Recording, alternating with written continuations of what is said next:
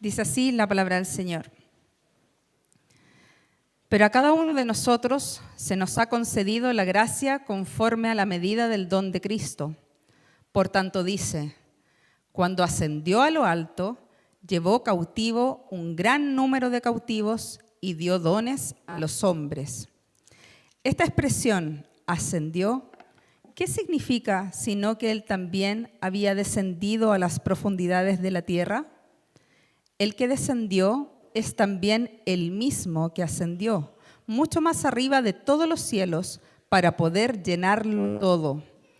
Él dio a algunos el ser apóstoles, a otros profetas, a otros evangelistas, a otros pastores y maestros, a fin de capacitar a los santos para la obra del ministerio, para la edificación del cuerpo de Cristo, hasta que todos lleguemos a la unidad de la fe y del pleno conocimiento del Hijo de Dios, a la condición de un hombre maduro, a la medida de la estatura de la plenitud de Cristo.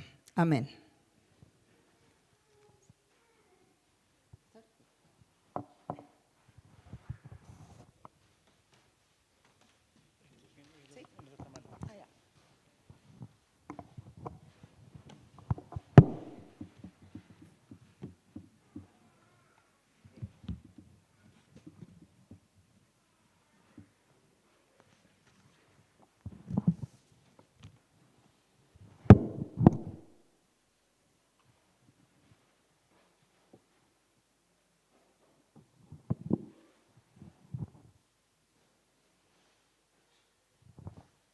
Bueno, muy buenas tardes a todos. Les saludo con mucho cariño, con mucho afecto.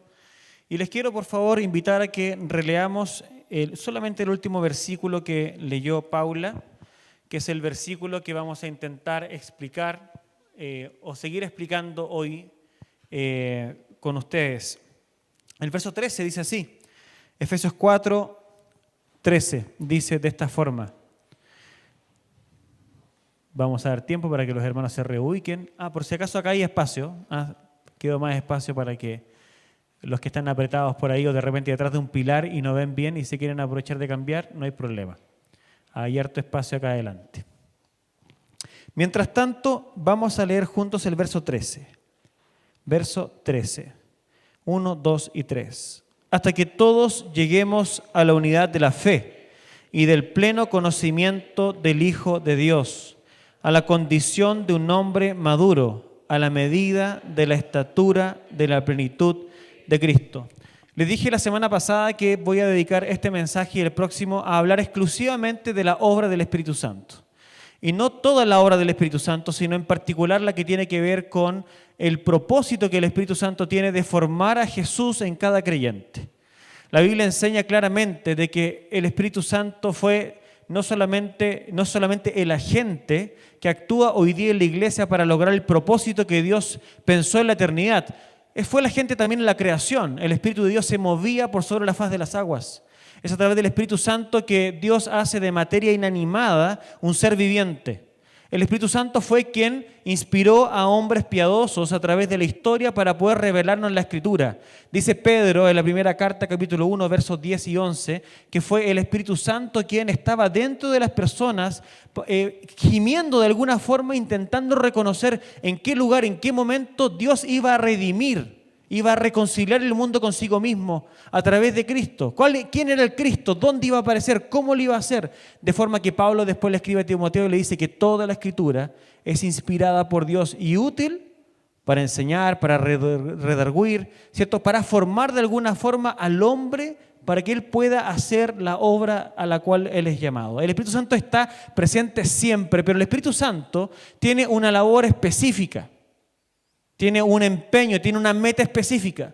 Y la meta específica que Pablo acá está retratando, que pareciera la meta de la iglesia, y lo es primeramente la obra del Espíritu Santo.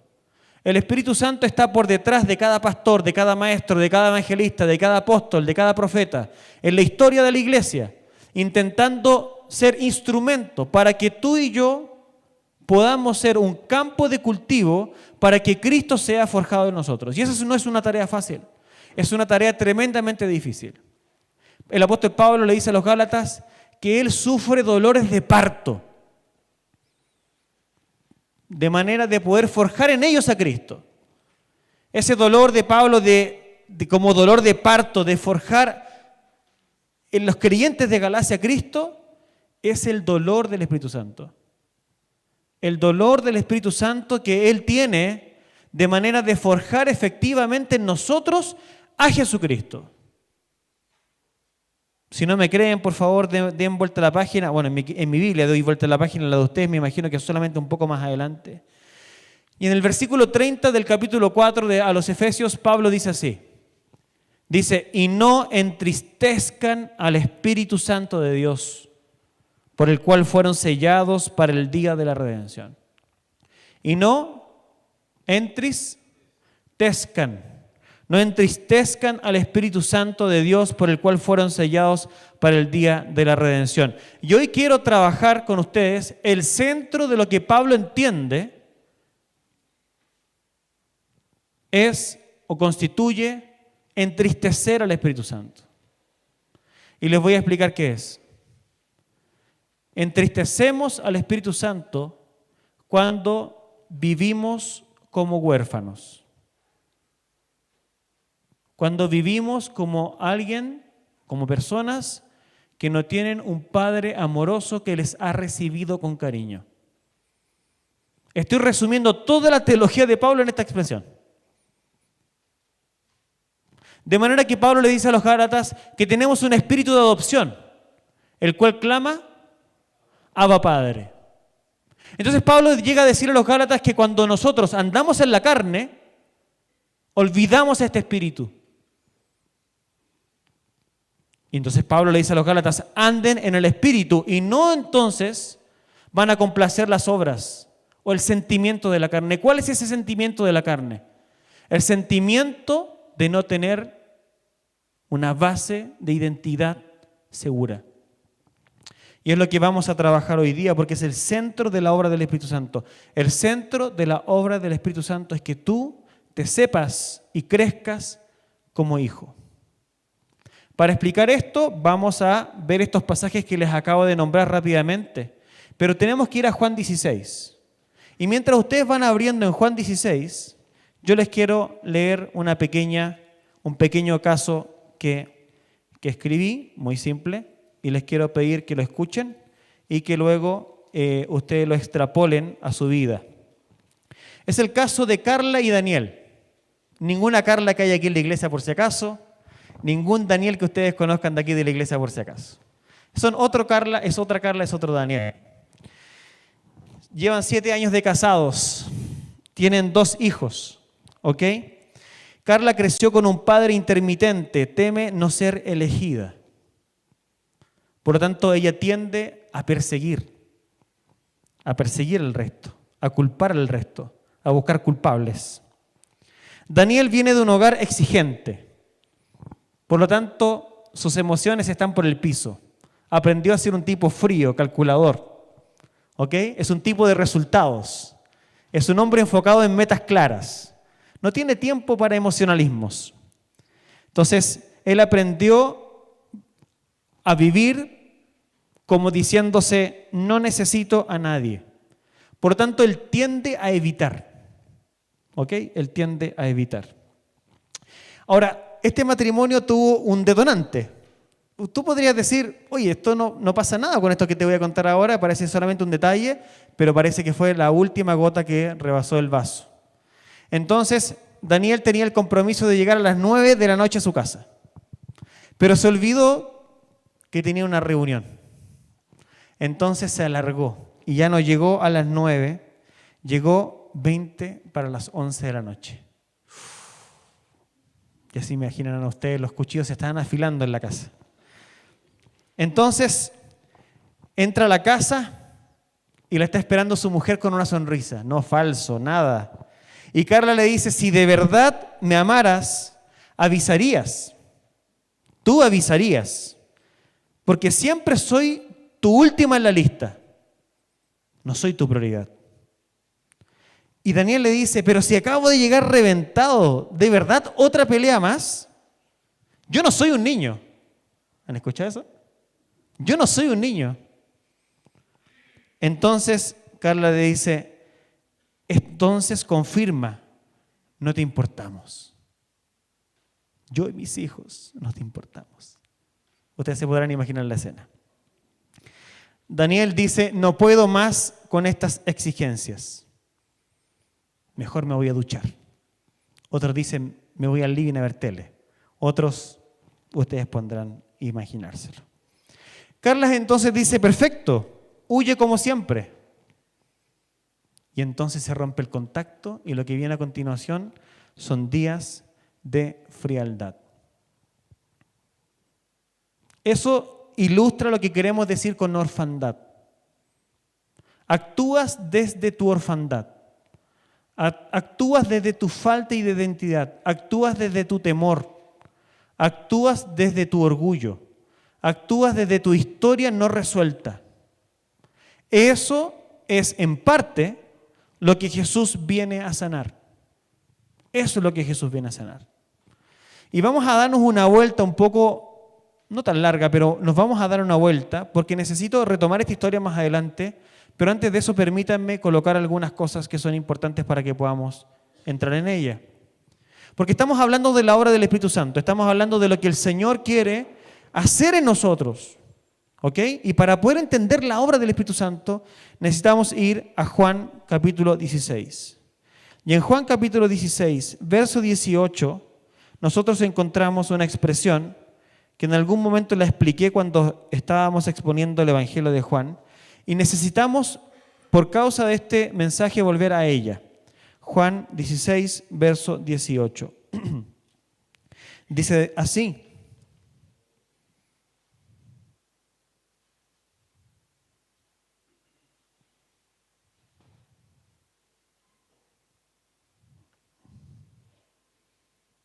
Esperen un poquito. Verso 8. ¿Dije 18? No, verso 8. Lo empecé a leer el 18 y dije, no, esta parte ya había pasó después. No, yo estoy diciendo mal. Verso 8. ¿Ok? Dice así. Y cuando Él venga, convencerá al mundo de pecado, de justicia y de juicio. Pero cuando Él venga, convencerá al mundo de pecado, de justicia y de juicio. Déjenme explicarles rápidamente esto porque esto es muy importante para que entendamos la situación de fondo. Primero, tengamos en vista lo que Dios está haciendo en la historia para poder redimir al ser humano y a la creación para Él mismo. Él está haciendo actos sacrificiales de amor, despojándose de su divinidad, tomando forma corpórea para poder tomar nuestro lugar en la cruz, de forma definitiva, pagar por nuestro pecado. Jesús quiere ser nuestra vestidura para tapar toda nuestra desnudez. Eso es lo que Jesús tiene en su corazón. Esa es su labor.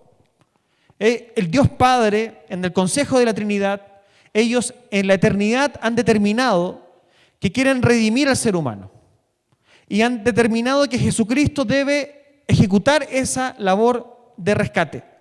Entonces Jesucristo está acá con sus discípulos diciéndoles que el tiempo con ellos está terminando y que no obstante esté terminando, Jesucristo va a enviar a otro de la misma naturaleza, de la misma dignidad, pero con la función de ser Jesús para nosotros cuando Él ya no esté. En el caso de los discípulos están acostumbrados a la presencia de Jesús y Él les dice, así como yo estoy con ustedes ahora y se siente bien estar juntos, el Espíritu Santo vendrá y estará con ustedes haciendo lo mismo que yo hago cuando estoy en medio de ustedes. Perfecto. En resumidas cuentas, ¿qué es lo que tú, Jesús, estás haciendo? Resume tu ministerio, por favor, rápidamente, para que entendamos a qué te refieres con lo que el otro también va a hacer, porque va a ser lo mismo que tú haces. Perfecto. Yo hago en particular 3 cosas para que ustedes puedan sentir el amor de Dios Padre sobre ustedes. La primera cosa que yo hago es, yo los convenzo a ustedes de que son pecadores. Yo los convenzo a ustedes de que ustedes están muertos en sus delitos y pecados. Yo los convenzo a ustedes de que es más poderoso decir, tus pecados te son perdonados, que levántate y anda. O sea, mi labor acá es convencerlos a ustedes de que el gran problema que tienen como humanidad no son las enfermedades que tienen. El mayor problema que ustedes tienen como humanidad no es la soledad que a veces experimentan. El mayor problema que ustedes tienen como humanidad no es la pobreza, no es la falta de recursos. El mayor problema que tienen ustedes no es ni siquiera las peleas que se generan entre ustedes. El mayor problema de ustedes es que han quebrado la ley de Dios en el corazón. En que ustedes redujeron la vida con Dios a no cumplir ciertas normas o a cumplirlas de manera externa. Pero yo les vengo a decir de que el problema de ustedes es que la quiebran aquí dentro. Ustedes tienen un problema aquí dentro del corazón. Mi presencia con ustedes es demostrarles que ustedes no pueden alcanzar el cielo por ustedes mismos. Primera parte. Segunda parte. La consecuencia de entenderte como un no pecador. La consecuencia de entenderte como una persona que puede fallar de repente, pero en lo más profundo no necesitas tanta ayuda. Construyes tu propia justicia. Construyes tus propios castillos de papel. Construyes tu propia versión de independencia, tu propia versión de salvación. Entonces, lo segundo que Jesús dice es, yo vine y les convencí a ustedes de pecado. A los líderes, a los fariseos, a los pecadores, a ustedes que son mis discípulos, porque pucha que les he tenido paciencia. Les he convencido de que son pecadores, pero además les estoy convenciendo también de que ustedes han erigido una justicia que no alcanza para ganar el favor de Dios. Me imagino yo que los discípulos recordarán tantas parábolas que Jesús contó en relación a esto de edificar tu propia justicia. Como esta gente que salían a invitar a una gran cena, pero nadie aceptaba la invitación. Un hombre rico, un dueño de casa que se le ocurre un día hacer una gran cena y dice, vayan a invitar a todos. Y la gente no quiere venir. No quiere ir a la cena. ¿Por qué? No es necesario. Estoy bien como estoy. Entonces Jesús viene a demostrarnos en el corazón de que nuestra justicia es insuficiente. Y que necesitamos una justicia de un tercero, que es la justicia del propio Señor Jesucristo. Segunda parte de su trabajo. Tercera parte de su trabajo, que dado de que eres un pecador, y dado de que erigiste tu propia justicia y eso agrava la falta, estás condenado al juicio eterno. Estás condenado a ser separado de Dios, no solamente ahora, sino por toda la eternidad. Y sufrir las consecuencias del tribunal divino por haber rechazado el amor del Padre.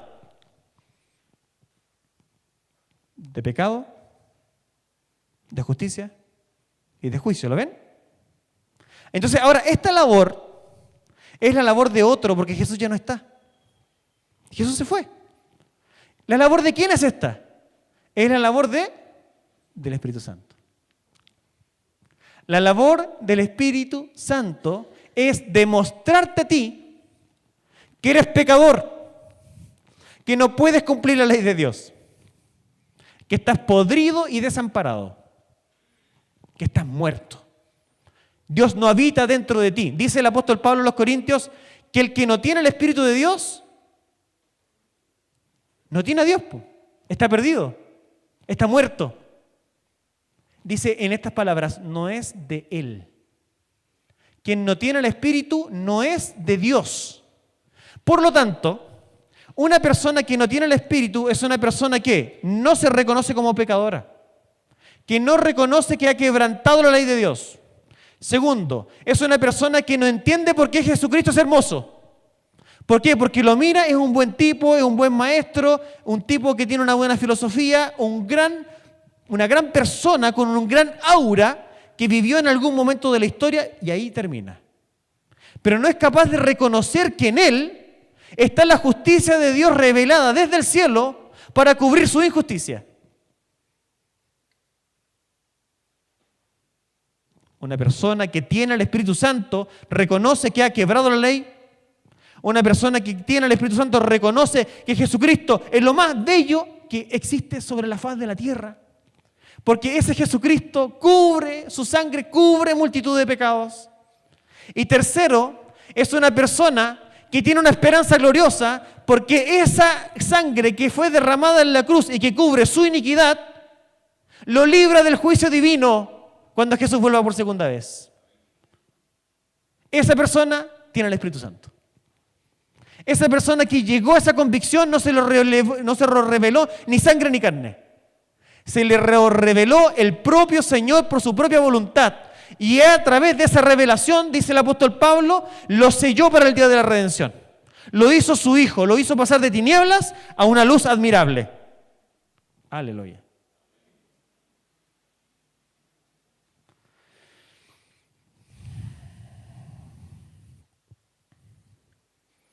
Y de esa forma, Dios cubre inicialmente, pero fundamentalmente, nuestra vergüenza, nuestra orfandad, nuestra maldad.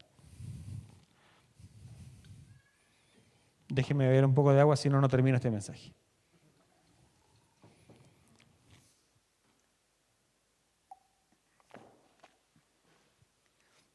Déjenme explicarles esto de otra forma.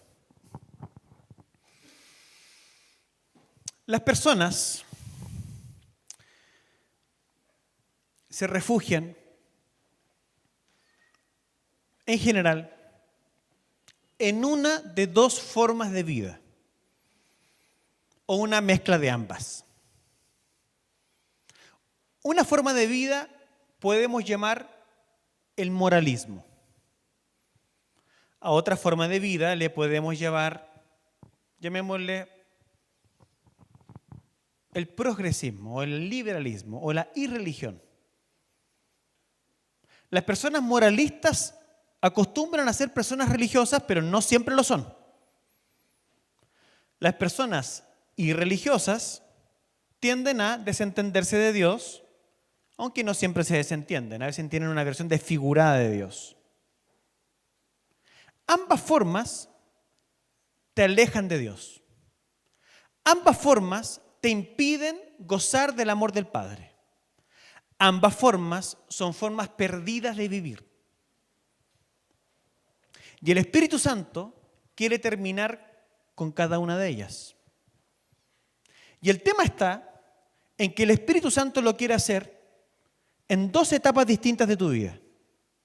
La primera y crucial es antes de que tú inicies tu jornada cristiana.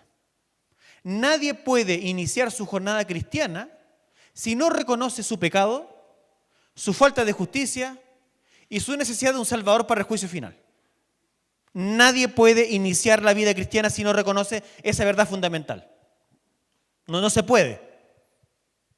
Pero no se puede, no hay cómo. Porque esta es la misión. Aquí está. Pero hay una segunda etapa, que es cuando tú ya eres creyente. Cuando tú ya eres creyente, también necesitas vencer estas tres cosas continuamente. Porque este ejemplo que yo les acabo de dar al iniciar este mensaje de Carla y Daniel es algo que viven incluso matrimonios que ya son creyentes y han creído que son pecadores, que han creído que su justicia no alcanza y que han creído y aceptado que viene un juicio final del cual Jesucristo con su sangre nos salva. Entonces tú te preguntarás, ¿qué anda mal? ¿Qué anda mal? Porque si estas personas ya lo creyeron, ¿por qué continúan viviendo en esta dinámica? ¿Me siguen? Y la razón es que han entristecido, han apagado al Espíritu Santo de Dios en su vida. De forma que como lo han apagado y lo han entristecido, vuelven a antiguas formas de validarse y de subsistir. Entonces cuando Carla ve a su esposo llegar tarde, en vez de preguntarle qué ocurrió desde el amor, actúa desde el dolor. Y Daniel, en vez de responder con una explicación tranquila para intentar suavizar la situación, se esconde y huye a la ducha. ¿Por qué? porque también actúa de una vergüenza, desde una desnudez. Y la labor del Espíritu Santo es recordarnos que nosotros no llegamos al cielo por mérito propio. La labor del Espíritu Santo es recordarnos que nosotros no nos mantenemos en el Evangelio ni en ser hijos de Dios por mérito propio. La labor del Espíritu Santo es recordarnos que si nosotros vamos a ser redimidos el día final y vamos a enfrentar el tribunal del cielo con tranquilidad, no es por nuestra obediencia. ¿Es por qué?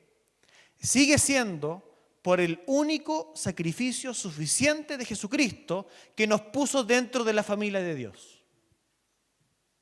Y el problema del creyente es que se olvida de eso. El problema del creyente es que en algunos momentos y lapsos de su vida se olvida de eso y empieza a construir su identidad o empieza a tapar su desnudez a partir de una validación autónoma frente a las circunstancias que vive. Entonces, cuando se siente abrumado por un compañero de trabajo, cuando se siente agobiado por la falta de dinero, no va y se refugia y construye su identidad desde el Dios y Padre que todo lo tiene, sino que se desespera. Y cuando se desespera, sale del punto central de la gracia. Salirse del punto central de la gracia es abandonar la fila, abandonar la trinchera. ¿Cuál es la trinchera? Somos exclusivamente de Jesucristo y por causa de su sangre en la cruz, seguimos siendo hijos amados. Miren esto que importante. Las personas moralistas les pasa algo como esto. Por un lado, sienten odio por sí mismos por no alcanzar los estándares que ellos han fijado o los estándares de Dios. Hablábamos con una hermana que no voy a echar el agua por si acaso, pero su ejemplo o su ilustración fue muy buena, porque ella me dijo algo así: si no leo todos los días la Biblia en la mañana a la hora que me he fijado y la porción que debo leer, siento que he caído, que he fallado. Siento que no estuve a la altura. Y un agobio y una vergüenza me embargan. Y todo mi día es triste. Pasa una mezcla que pasa a ser como un odio contra ti mismo por no vivir a esa altura. Por otra parte, también viven momentos de autoexaltación. Momentos en donde dicen, lo he hecho, lo he cumplido, lo he logrado. Alcancé el estándar. Entonces, ¿qué sienten en su corazón? Un breve regocijo por estar viviendo a esa altura. No es el gozo del Espíritu Santo. Es una alegría falsa por haber alcanzado por sus fuerzas el estatus que esa persona se trazó.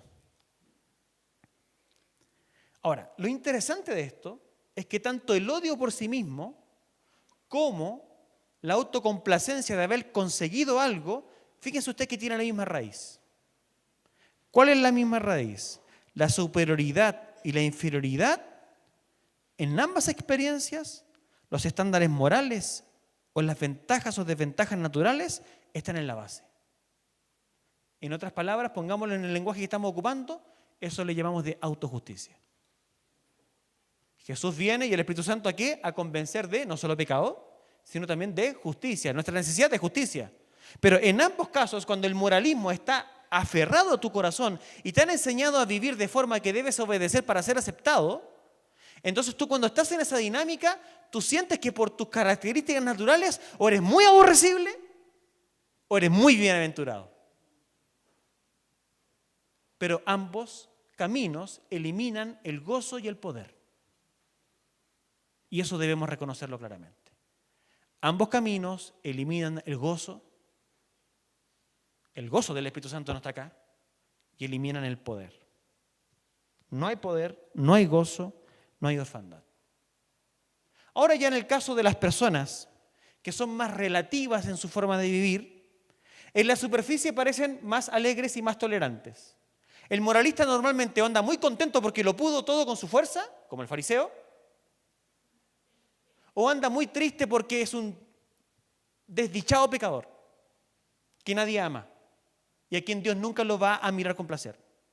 Ahora, ya esta otra persona, que es un poco más relativa en su forma de ver el mundo, en la superficie tú lo puedes ver y esa persona puede parecer más alegre, más tolerante. En las versiones más políticas son más idealistas, piensan que el mundo va a mejorar, piensan que todo se puede lograr, piensan que cada persona debe determinar su propio camino, así piensan estas personas. Ven a la divinidad como algo amoroso. ¿Sí? ¿Cómo es Dios o cómo es la divinidad? Es algo amoroso. ¿Sí? Es algo lleno de amor. Solo que no se ven a sí mismos como pecadores. Por lo tanto, el amor de Dios para ellos no tuvo ningún costo para Dios. Como no se ven tan pecadores, y Dios parece ser una persona amorosa, está todo bien allí, pero ese amor de Dios para mí, yo no lo necesito. Y pareciera que ese amor que Él me ofrece, a Él no le costó tanto. Porque yo tampoco soy tan malo. Entonces, no hay un verdadero gozo y poder en la experiencia. Fíjense, ambas formas de vivir eliminan en la base el gozo y el poder. Y Pablo dice que el Evangelio es un Evangelio de poder. Que el Evangelio es un Evangelio de gozo en el Espíritu Santo. Pablo, cuando le escribe a los Colosenses, dice que él es consciente del poder de Dios que actúa en él. Colosenses capítulo 2, verso 10, si no me equivoco. Que es consciente del poder que habita en él. Entonces, el creyente está llamado a vivir una vida en donde es consciente de la acción del Espíritu Santo en su favor. Donde es consciente del poder que opera en él. Y es consciente y lo vive y lo experimenta el gozo en el Espíritu Santo. Ahora, ¿cómo nosotros accedemos a ese gozo y a ese poder? No olvidando y siendo sensibles a la realidad de que somos pecadores y nos debemos arrepentir. De que cada vez que edificamos algo que tenga que ver con autojusticia y nos empecemos a complacer desde ello, o abramos una guerra con otra persona en donde su justicia y mi justicia están en debate de quién tiene la razón, de quién falló más, de quién falló menos, yo entonces me salí del camino que el Espíritu Santo me quiere trazar. Una persona así no tiene alegría para compartir, porque todo el tiempo está pensando que su posición de hijo, que su posición de hija delante de Dios ha dependido de su esfuerzo. Entonces el cristiano piensa lo siguiente: ok, sí, soy cristiano porque creo en Jesús, realmente Él murió por mis pecados, pero ahora yo me la tengo que bancar solito. Yo ahora tengo que hacerlo por mis fuerzas. Es que Jesús ya hizo mucho por mí, ahora me toca a mí. Yo me tengo que valer, yo tengo que edificar, yo tengo que construir, yo tengo que ser alguien moralmente correcto, yo tengo que ser alguien que impresiona. Entonces, si me mantengo en ese nivel, tengo entonces las credenciales morales para hablarle del Evangelio a mi compañero. ¿Por qué? Porque mi compañero ve que yo soy una persona consecuente. Entonces, ahora sí, ese día tengo ganas de evangelizar. Ese día sí tengo ganas de decir que Jesús murió por mí. Ese día sí tengo ganas de decir de que Dios me ama. Pero cuando no me encuentro dentro de ese patrón y viviendo de esa forma, me siento completamente desprestigiado para abrir mi boca. Esa persona no ha entendido el Evangelio. Y eso es lo que Pablo trabaja en la epístola a los Gálatas. Pablo está atacando a los Gálatas de forma constructiva para indicarles de que ellos, comenzando por el Espíritu, han terminado con obras de la carne. ¿Cuáles son las obras de la carne? Las obras de la carne es intentar construir tu identidad lejos del Evangelio. Las obras de la carne, las obras de la justicia, las obras de autojusticia, las obras de la ley son intentar construir tu aceptación de Dios para tu vida a partir de lo que tú haces. Pablo quiere reventar esa forma de pensar. Pablo dice que es una forma pecaminosa de pensar. Pablo dice que quien vive así termina pecando todavía más. Que una persona que piensa así termina viciado en sí mismo. Termina autocentrado todo el tiempo. Porque se compara todo el tiempo con los demás. Todo el tiempo está enojado por algo que no se hace. Estoy enojado porque la cocina no está limpia. Estoy enojado porque el piso no está limpio. Estoy enojado porque los muebles no van así. Estoy enojado porque estoy en la universidad y el trabajo debe haberse hecho de otra forma. Porque esto de que nos formen en grupos para estudiar me ponen un problemazo porque toda esta gente es incompetente.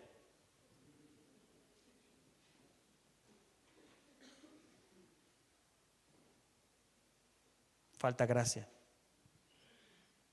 Falta evangelio. Y eso es huir del propósito de Dios para nosotros. ¿Cuál es el propósito de Dios para nosotros? Ser hechos conforme a la imagen de su Hijo. Y Jesucristo vivía, miren qué interesante, aunque la tenía, no vivía ni siquiera por su propia justicia, vivía en el poder del Espíritu Santo. En el poder del Espíritu Santo. El Espíritu de Dios está sobre mí y me dio un mensaje de buenas nuevas para restaurar y reconciliar. Satanás le dice, tú no eres hijo de Dios. Jesús dice, escrito está.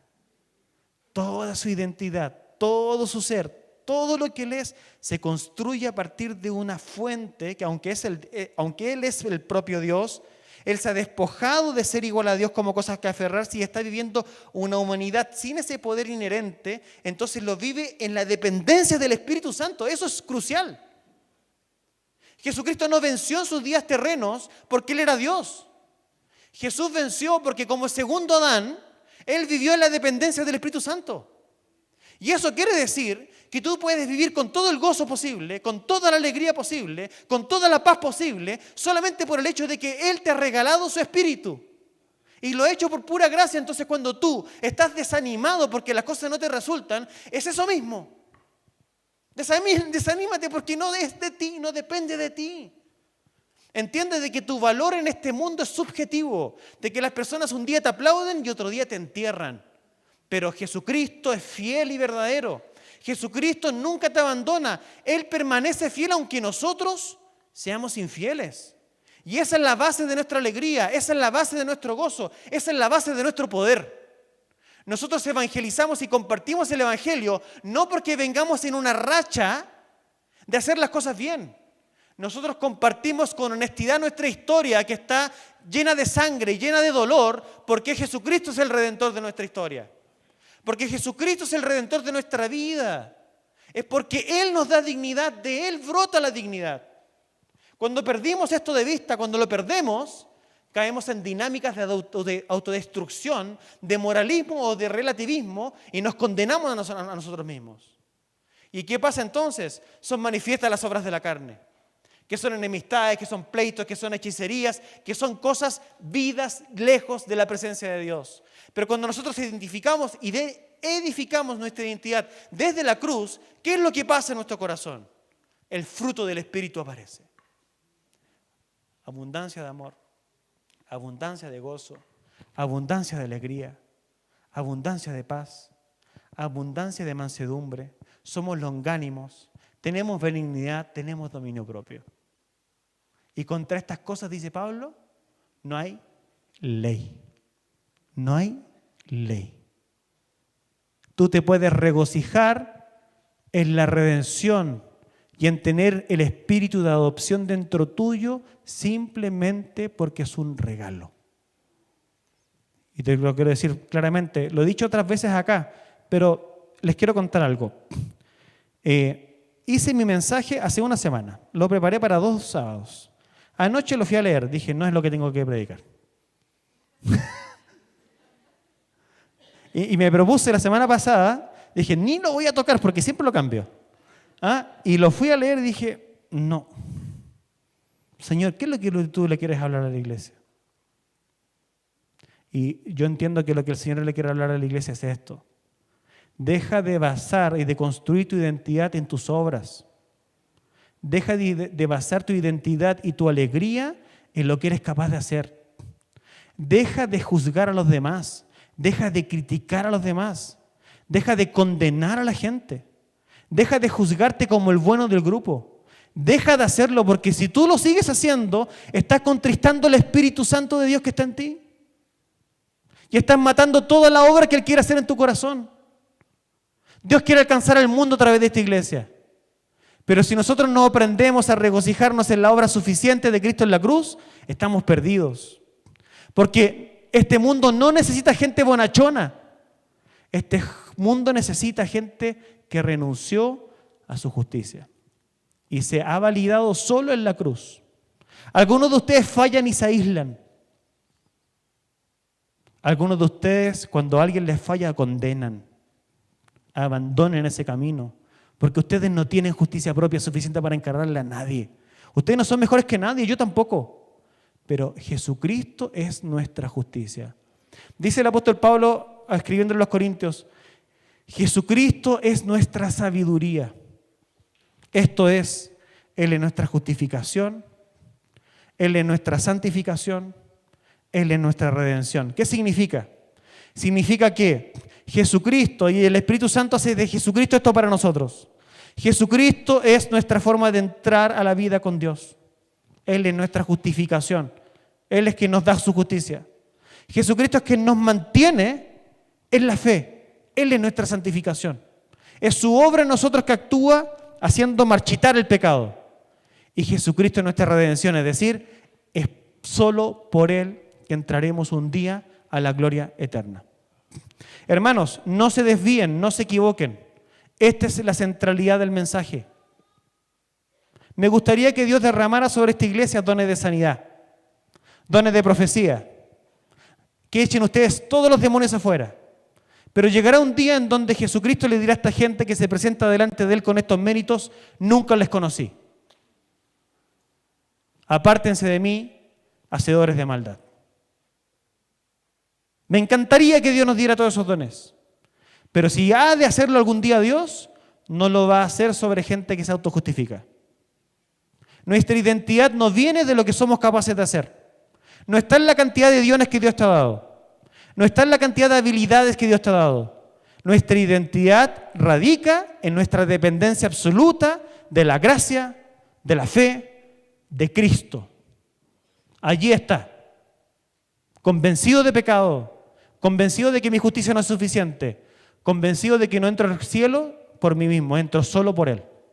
Y te quiero invitar a que consideres esto, porque esta es la clave de una vida llena de gozo y llena de alegría, llena de poder, dependiente del Espíritu Santo. Y lo que te quiero invitar a hacer al terminar este mensaje es a que tú te arrepientas de tus pecados. Ni más ni menos. Quiero invitarte a reconocer tus pecados delante de Dios. Porque si no los reconoces, tú no tienes el Espíritu. Quiero animarte a reconocer tu falta de justicia personal. Quiero invitarte a que tú hoy día le digas a Dios, Señor, te necesito como mi justicia. Y te quiero invitar a reconocer de que tú por ti mismo no eres capaz de entrar al cielo. El único que te hace capaz de entrar al cielo es la sangre de Jesús. Y es su redención gratuita que Él hizo por nosotros para siempre. Quiero que abraces eso como la esperanza de tu vida. Y esa es la invitación. Y te quiero invitar a que no te confieses esta mañana ni te arrepientas nominalmente. Quiero que le pongas nombres y apellidos a tus pecados. Quiero que le digas al Espíritu Santo, Señor, muéstrame mi pecado, muéstrame mi justicia, muéstrame cómo yo me vanaglorio en cosas que no debiese. Señor, quiero arrepentirme delante de ti. Señor, quiero vivir tu vida, quiero abandonar mi forma orgullosa de vivir, o tal vez mi forma temerosa. He basado mucho en mis méritos y poco en ti, y por eso me falta la alegría. Quiero invitarte de corazón, hermano, a que juntos oremos, a que juntos reconozcamos nuestra necesidad del Señor. Así que les voy a invitar a que inclinen sus rostros de manera personal.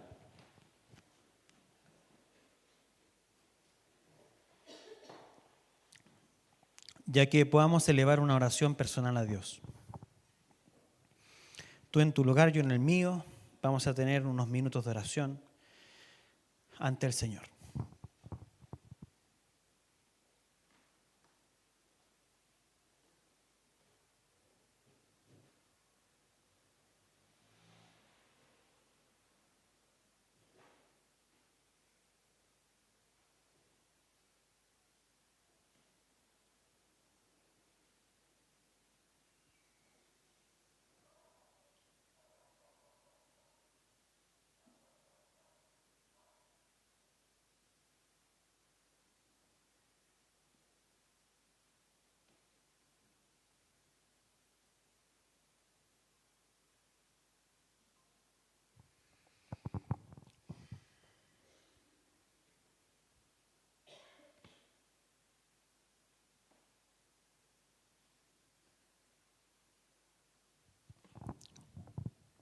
Quiero invitarles a que tengamos un tiempo de oración conjunta Y ¿qué tal si hacemos una oración como iglesia también?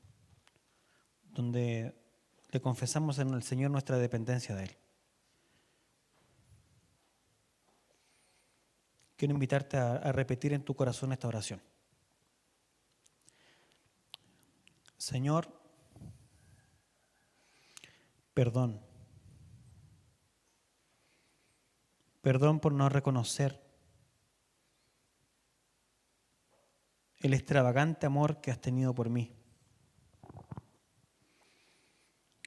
Perdón, Señor, por evaluarnos como demasiado buenos para necesitarte profundamente. Perdón por pensar que tenemos algo que te puede impresionar. Perdón por errar y por menospreciar a gente que has puesto a nuestro lado, a hermanos, amigos, a colegas de trabajo, a padres, a esposos, esposas, menospreciarlos, colocando en ellos la carga de agradarnos para ser gentiles con ellos.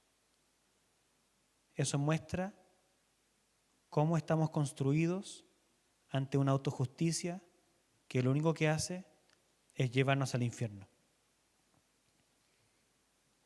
Queremos pedirte, Señor, perdón. Queremos decirte, Señor, necesitamos tu justicia.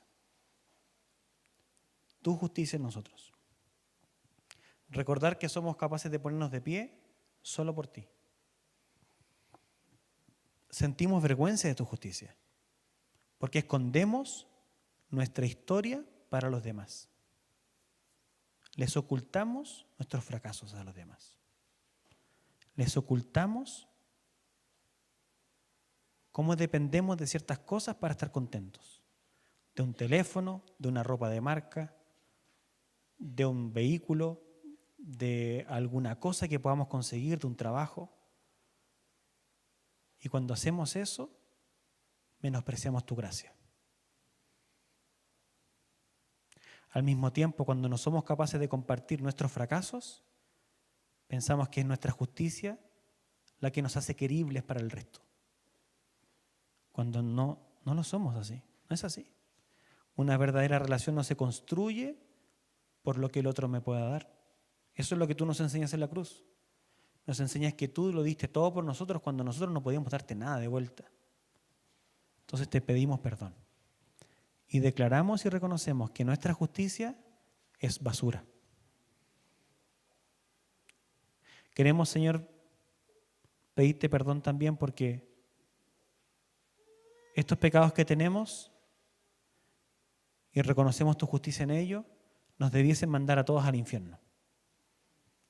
Nos debiesen mandar todos muy lejos de ti. Pero aquí es desde donde nace nuestro gozo. Nuestro gozo al saber que tú, a través de tu Hijo Jesucristo y de la presencia del Espíritu Santo hoy con nosotros y en nosotros, nos recuerdas que ese sacrificio fue inmerecido, pero por nosotros. Tú moriste por nosotros, el justo por los pecadores. Gracias porque nos das tu justicia, Señor. Dice el apóstol Pablo, si alguien ha de gloriarse, que lo haga en el Señor. Y eso quiere decir que ofrendamos nuestros fracasos, los ponemos delante de ti, y la única historia que tenemos para contar es que tú tuviste misericordia de nosotros. Y esa queremos que sea nuestra única historia, Señor. Nuestra única historia. Reconocemos que todos los dones que nos has dado son eso, dones que vienen de ti, pero no son nuestra fuente de identidad. Queremos que nuestra única fuente de identidad seas tú, Jesús de Nazaret. Queremos amarte con todo el corazón, con toda la mente y con todas las fuerzas. Señor, y queremos celebrar y alegrarnos, porque un día tú, el juez justo, volverás y juzgarás a vivos y a muertos, y nosotros estaremos a tu derecha. Nosotros estaremos a tu derecha, no porque hayamos echado fuera demonios, no porque hayamos sanado a la gente, no porque hayamos hecho grandes obras de caridad, no porque hayamos sido los tipos más buenos del barrio. Nosotros estaremos allí exclusivamente por tu amor y por tu gracia. Y queremos celebrarte, Señor, queremos que nuestra identidad venga de allí y queremos que de esa identidad que viene de ti como un regalo, queremos construir todo lo que somos y que Cristo sea forjado en nosotros. Señor, te pido que Jesucristo sea forjado en tu iglesia. Te pido, Señor, por los más jóvenes de esta sala, bendícelos, Señor, que Cristo sea forjado en ellos. Te pido, Señor, por los que están luchando ya con temas de trabajo, con pagar cuentas, Señor, recuérdales, Señor, que no es por sus fuerzas. Tú le das a los justos mientras duermen. Señor, tú tienes un plan para con nosotros. Algunos están pasando necesidad y se están preguntando, ¿será que Dios me ama? ¿Será que yo soy un hijo tuyo? Señor, recuérdales, oh Dios, que todo lo que deben hacer es confiar en ti. Señor, provéeles, Señor. Te pido que la lluvia que es tardía y la temprana vengan sobre la tierra que tiene necesidad. Señor, te pido que no aflijas a tu pueblo más allá de la cuenta. Señor, sabemos que pecamos, sabemos que entristecemos el Espíritu, pero te pido, Señor, derrama tu bendición. Hay familias que necesitan restauración en esta sala. Señor, te pido que tú derrames tu Espíritu, Señor, para que haya restauración en las familias, para que haya restauración en los esposos, en las esposas, en los hijos. Señor, por las madres solteras que luchan todos los días, te pido, Señor, bendícelas. Tú eres un esposo para ellas. Te pido que nada les falte, Señor. Y así nosotros declaramos nuestra completa dependencia en ti. Somos tu iglesia, somos tu pueblo, Señor. Tú nos redimiste para ti mismo y necesitamos y clamamos por el poder de tu Santo Espíritu. Necesitamos el poder de tu Espíritu. Derrama sobre nosotros tu poder, Señor. Tu alegría por medio del poder del Evangelio, es decir, de Jesucristo en la cruz, resucitando y venciendo por tu poder y en favor nuestro, inmerecidamente. Lo queremos celebrar y nos queremos parar desde allí. Honra y gloria sea a tu nombre. En el nombre del Señor Jesús. Amén.